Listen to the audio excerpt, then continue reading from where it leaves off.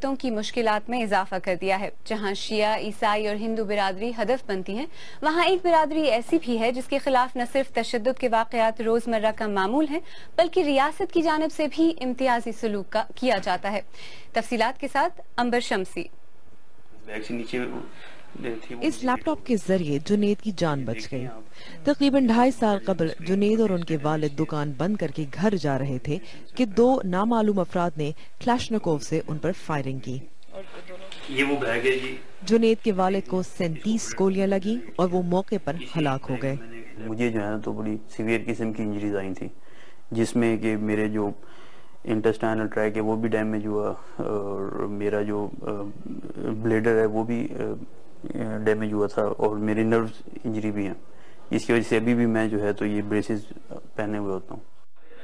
یہ سانحہ ان واقعات میں سے ایک ہے جن میں اس خاندان کو بار بار نشانہ بنایا گیا۔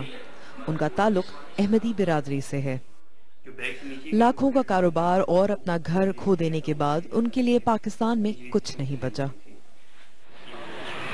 احمدی برادری کا کہنا ہے کہ انہیں کئی دہائیوں سے امتیازی قوانین، مسجدوں میں خطبات اور تقاریر کے ذریعے ہراساں کیا جاتا رہا ہے۔ جماعت احمدیہ کے مرکز ربوہ میں بھی کچھ ایسے واقعات پیش آئے۔ ربوہ کی تقریباً 60,000 آبادی میں سے 95% کا تعلق احمدی برادری سے ہے۔ ان میں سے بعض ایسے ہیں جو پاکستان بھر سے پناہ اور تحفظ کے لیے یہاں آتے ہیں، لیکن تحفظ ملنے کے باوجود وہ صحیح معنوں میں پھر بھی اپنے آپ کو محفوظ تصور نہیں کرتے۔ جماعت احمدیہ کہتی ہے کہ حالات اس نہج پر آ پہنچے ہیں کہ ربوہ سمیت پاکستان بھر میں موجود 10 لاکھ کے قریب احمدی برادری کا ہر فرد خطرے میں ہے۔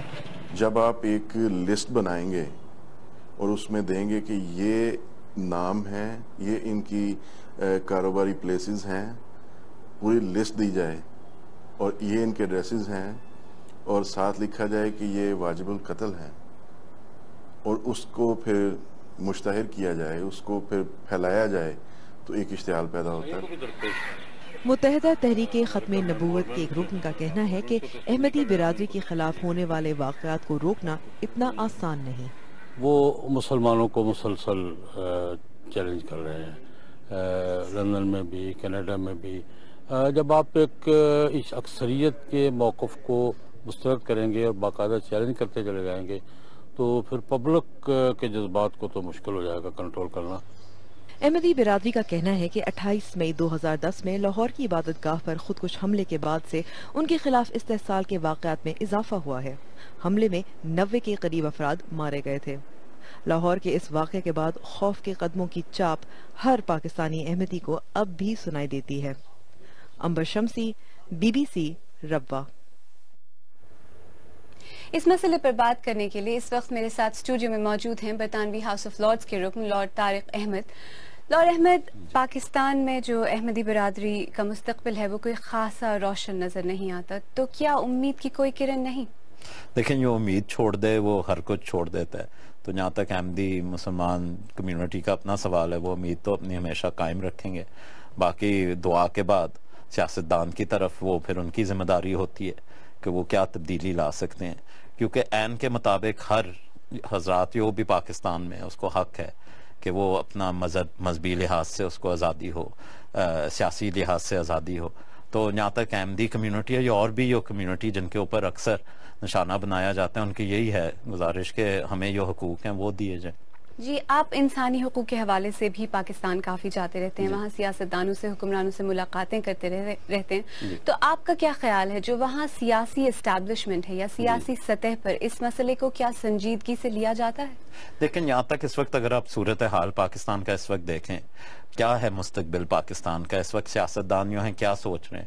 ٹھیک ہے، ایک برطانوی حکومت کے ایک انسانی نقطے سے ہم ہمدردی کے حیثیت سے پاکستان کی مدد کرتے ہیں اور کرتے جائیں گے، بہت ضروری ہے، مگر یہ پاکستانی سیاستدانوں کی ذمہ داری ہے کہ وہ دیکھیں کہ عوام پاکستان کی وہ صحیح معنوں میں نمائندگی کر رہے ہیں۔ اگر آپ دیکھیں احمدی کمیونٹی کے ساتھ ہوا ہے، عیسائی کمیونٹی کے ساتھ ہوا ہے، ہزارہ کمیونٹی کے، یہ کس حد تک کہاں ختم ہوگی یہ بات؟ تو کیا پاکستانی پولیٹیکل اسٹیبلشمنٹ میں ایک سیریسنس ہے اس معاملے کو لے کے؟ کیا وہ سنجیدہ ہیں اس مسئلے کو حل کرنے کے لیے؟ جہاں تک احمدی ایشو ہے، میں نہیں سمجھتا کہ وہ اس رنگ میں یہ بلاسفمی لاز کا جہاں تک ہے کہ اس میں تبدیلی آئے. مگر اگر آپ کمیونٹی جائیں، کوئی فرد ہو پاکستانی، اس کا بس یہ گزارش ہے کہ حقوق جو ہے سیاسی رنگ میں دی جائیں اور انسانی رنگ میں جائیں. اور اگر آپ احمدی کمیونٹی کی بھی مثال دیکھیں، ان نے کبھی کوئی پاکستان کے خلاف بات نہیں کی، پاکستان کے عوام کے خلاف بات نہیں، ہمیشہ پاکستان کے اچھے مستقبل کے بارے میں سوچا ہے اور دعا ہے.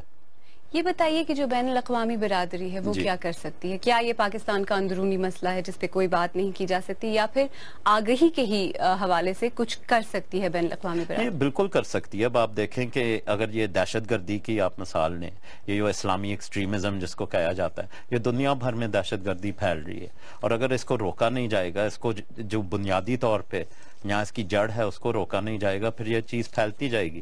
تو انٹرنیشنل کمیونٹی پہچانتی ہے اس بات کو. میری اپنی حکومت، امریکی حکومت، دنیا بھر میں لوگ یہ دیکھ رہے ہیں کہ اس چیز کو روکا جائے اور کس طرح روکا جائے. اور یہ افسوس کی بات ہے، کوئی ایسی جگہ ہے پاکستان میں جہاں یہ چیز جڑ رکھتی ہے، اور اس کو ختم کرنا سب کمیونٹی کی ذمہ داری ہے.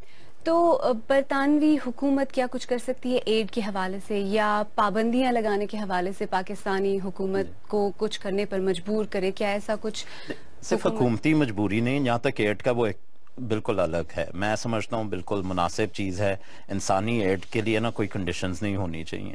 ہم اگر ایک انسانی رنگ میں برطانوی حکومت پاکستان کے عوام کی مدد کر رہے ہیں، وہ ہمیشہ جاری رہے گا. اور مجھے فخر ہے کہ برطانوی حکومت آگے ہے اس رنگ میں.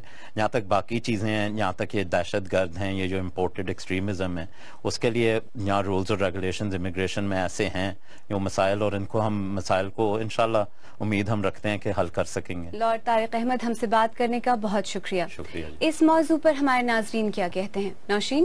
عالیہ، ہمیں کافی تھاٹ پرووکنگ میسیجز ملے ہیں.